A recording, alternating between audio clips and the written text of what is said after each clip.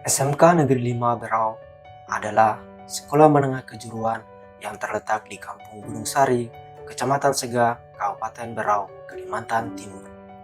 Berdiri sejak pada tahun 2011, sekolah ini menjadi salah satu lembaga pendidikan kejuruan yang berkomitmen mencetak generasi maju, mandiri, aktif, jaya, unggul.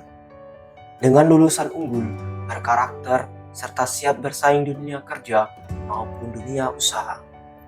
Saat ini, SMK Negeri 5 Berau memiliki beberapa kompetensi kalian, di antaranya agribisnis tanaman perkebunan, agribisnis tanaman pangan dan hortikultura, dan agribisnis pengolahan hasil pertanian, yang dilengkapi dengan fasilitas praktik memadai dan lingkungan belajar yang kondusif. SMK Negeri 5 Berau terus meningkatkan kualitas pembelajaran melalui program praktik kerja lapangan, pembelajaran berbasis proyek, serta kerjasama dengan berbagai mitra dunia usaha dan dunia industri. Selain itu, SMK Negeri 5 Berau juga aktif dalam kegiatan ekstrakurikuler yang bertujuan mengembangkan potensi kreativitas dan karakter siswa. Dengan tenaga pendidik yang profesional dan berdedikasi, SMK Negeri 5 Berau berupaya memberikan layanan pendidik terbaik untuk mencetak generasi yang siap menghadapi tantangan masa depan.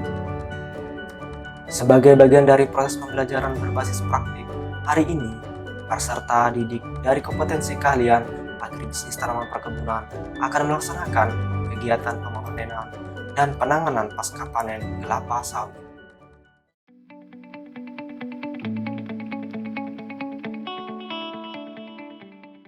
Assalamualaikum warahmatullahi wabarakatuh. Selamat datang di video pembelajaran kali ini. Pada materi ini, kita akan mempelajari langkah-langkah penting dalam kegiatan pemanenan kelapa sawit. Mulai dari persiapan panen, teknik pemanenan, dan penanganan pasca panen guna menghasilkan tandan buah segar sesuai standar industri atau pabrik. Adapun tujuan dari kegiatan pembelajaran ini, peserta didik diharapkan yang pertama yaitu mampu melakukan persiapan panen yang diantaranya menentukan kriteria matang buah yang baik, persiapan sarana dan prasarana panen, serta memahami prosedur keselamatan yang digunakan yaitu alat pelindung diri. Yang kedua, mampu melakukan angka kerapatan panen dan taksasi produksi yaitu memperkirakan hasil produksi harian. Yang ketiga, mampu melakukan teknik pemanenan yang benar. Yang keempat, mampu melakukan penanganan pasca panen, dan yang kelima yaitu penanganan limbah panen kelapa sawit secara tepat sesuai standar industri atau pabrik. Mari kita simak proses pemanenan dari peserta didik kami dari SMK Negeri 5 Berau.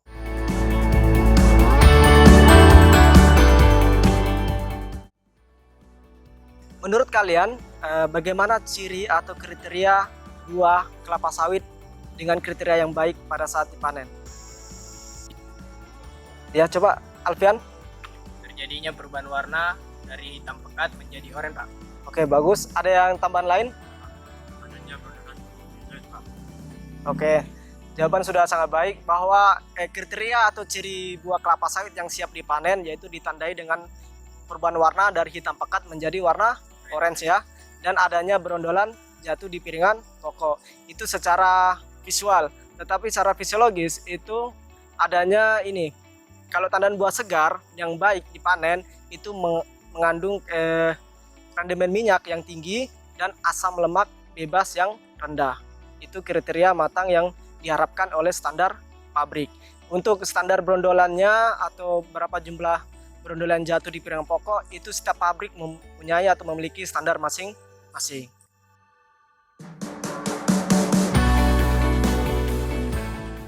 Sebelum melakukan kegiatan panen, terlebih dahulu ada beberapa hal yang perlu dipersiapkan. Menentukan kriteria matang buah kelapa sawit. Dengan memanen sesuai kriteria, maka diharapkan buah yang terpanen menghasilkan tandan buah segar dengan kandungan minyak yang maksimal dan kandungan asam lemak bebas yang minimal. Sehingga dapat dilihat pada tabel bahwa mutu buah panen ditentukan oleh fraksi matang panen, di mana tingkat kematangan buah yang menjadi kriteria panen adalah yang sudah mencapai fraksi kematangan 1 sampai 3, di mana persentase buah luar yang jatuh sekitar 12,5 hingga 75%. Dan jika dilihat pada gambar kriteria panen tandan buah segar kelapa sawit, penilaian tingkat fraksi panen dilakukan untuk menilai rendemen minyak dan kadar asam lemak bebas. Semakin tinggi fraksi matang panen, rendemen minyak semakin tinggi, tetapi mutu minyak menjadi jelek karena naiknya kadar asam lemak bebas yang tinggi.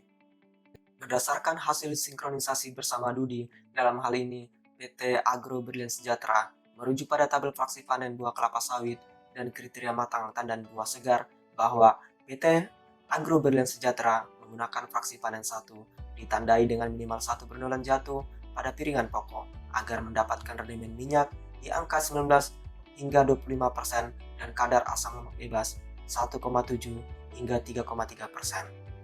Sedangkan dari PT Hutan Hijau Mas masuk kriteria panen ditandai dengan minimal 5 bernolan jatuh pada piringan pokok.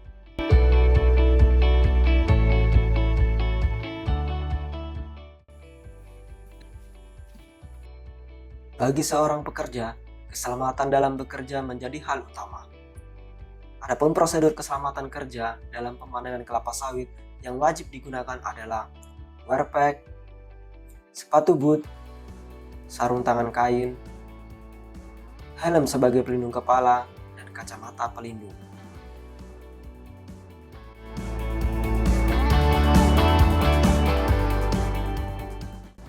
Sarana panen adalah seperangkat alat yang digunakan dalam kegiatan pemungutan hasil budidaya tanaman.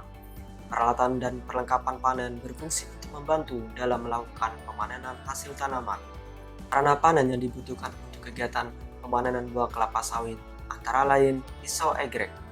Egrek dipakai untuk memanen buah kelapa sawit yang memiliki tinggi minimal 3 meter.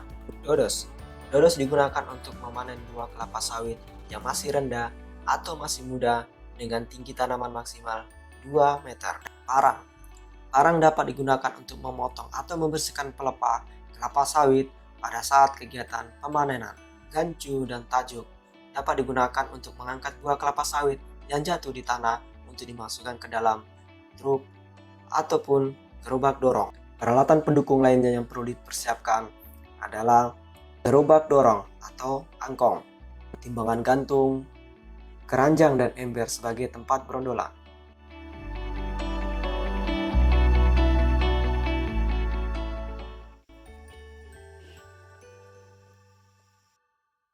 Kerapatan panen adalah jumlah tanaman yang dapat dipanen, yaitu jumlah tandan matang panen dari suatu luasan tertentu. Angka kerapatan panen dipakai untuk memprediksi potensi hasil, kebutuhan tenaga panen, kebutuhan truk, dan pengolahan tandan buah segar pada esok harinya. Kegunaan perhitungan kerapatan panen adalah untuk memprediksi produksi tanaman, menetapkan angka kerapatan panen, dan jumlah pemanen. Sama halnya taksasi produksi, yaitu kegiatan menduga potensi hasil panen yang akan diperoleh yang pelaksanaannya dilakukan sebelum kegiatan panen dilaksanakan. Kegiatan taksasi bila dilakukan dengan akurat akan sangat membantu petani dalam mempersiapkan kegiatan pemanenan sehingga berjalan dengan baik dan dapat mencegah risiko kenaikan biaya produksi dalam kegiatan budidaya. Adapun cara perhitungan angka kerapatan panen yaitu dengan menentukan pokok sampel yang akan dihitung dalam luasan tertentu atau blok lahan. Dengan menghitung jumlah buah matang dibagi dengan jumlah pokok sampel yang diamati. Sedangkan cara perhitungan menentukan perkiraan produksi adalah hasil perkalian antara angka kerapatan panen, luas lahan, standar pokok per hektar, rata berat tandan yang didapat dari berat rata-rata panen sebelumnya, yaitu dengan rumus P sama dengan AKP dikali HA dikali SPH dan dikali RBT. Untuk menentukan jumlah pemanen, yaitu hasil perkiraan produksi dibagi prestasi pemanen. Prestasi pemanen atau kapasitas pemanen bergantung pada produksi tanaman per hektar yang dihubungkan dengan umur tanaman atau tinggi, topografi, kerapatan pohon, dan premi yang disediakan.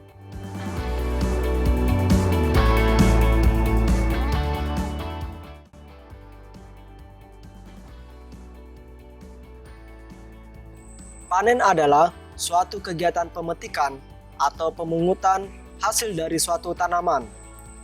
Berikut adalah teknik pemanenan buah kelapa sawit. Pertama, identifikasi tandan matang dengan ditandai adanya brondolan jatuh pada piringan pokok minimal 1 hingga 5 brondolan sesuai sinkronisasi bersama dudi. Kedua, tandan buah dipotong dengan dodos atau egrek.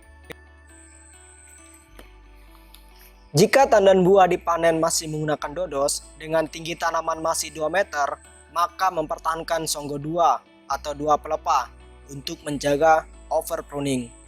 Jika tandan buah dipanen menggunakan egrek dengan tinggi tanaman minimal 3 meter, maka sebelum tandan buah dipotong, pelepah daun yang menyangga buah dipotong lebih dahulu. Ketiga, bekas potongan pelepah harus melengkung menyerupai tapak kuda. Keempat, pemotongan tandan dekat pada pangkalnya. 5. Setiap tandan yang telah dipanen diberi tanda pada bekas potongan yang berisi nama pemanen dan tanggal panen. 6. Pelepah daun yang dipotong dari pohonnya ditumpuk secara teratur pada gawangan mati. 7. Tandan buah yang dipanen diletakkan di piringan mengarah ke jalan pikul atau pasar pikul. 8. Mengutip brondolan dan diletakkan terpisah dengan tandannya. 9. Tandan yang masih bergagang dipotong sedekat mungkin dengan tandannya. 10. Tandan buah dikumpulkan di tempat pengumpulan hasil atau TPH dan disusun rapi. 11. Menjaga kebersihan tempat pengumpulan hasil. Dan yang ke-12, tandan buah dan brondolan harus segera diangkut dengan truk atau trailer menuju pabrik.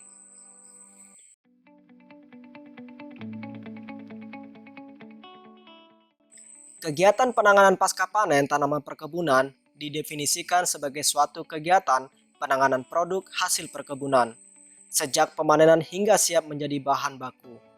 Adapun tujuan dari penanganan pasca panen adalah untuk meningkatkan dan mempertahankan mutu, menurunkan kehilangan hasil atau susut hasil, serta memudahkan dalam pengangkutan hasil. Pada kelapa sawit, setelah pemanenan selesai, maka perlu dilakukan pengecekan terhadap hasil pekerjaan panen melalui pengawasan dan pemeriksaan meliputi tandan matang yang terpanen sesuai kriteria, tidak ada buah mentah yang dipanen, tidak meninggalkan buah matang di pohon, tidak ada tandan dengan tangkai panjang, buah dan brondolan bersih dari sampah, buah tersusun rapi, menulis nomor pemanen, dan melakukan grading atau sortasi mutu serta pencatatan hasil panen. Selanjutnya, pada tahap pengiriman tandan buah segar menuju pabrik, pengiriman maksimal 24 jam setelah panen dilaksanakan.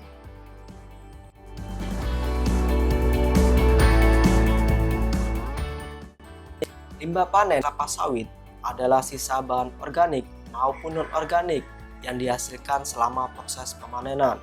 Sebagian besar limbah ini masih dapat dimanfaatkan untuk pupuk, pakan, atau energi. Adapun jenis-jenis limbah panen, terutama limbah yang berada di kebun, yaitu limbah pelepah sawit. Hasil pemotongan pelepah saat panen dapat digunakan sebagai mulsa atau pupuk organik dengan meletakkan pelepah di gawangan mati di sekitaran pokok. Tandan kosong, sisa tandan setelah buah dipisahkan dapat digunakan sebagai mulsa atau bahan kompos. Brondolan busuk, buah rusak atau tidak terangkut dapat diolah menjadi pupuk cair.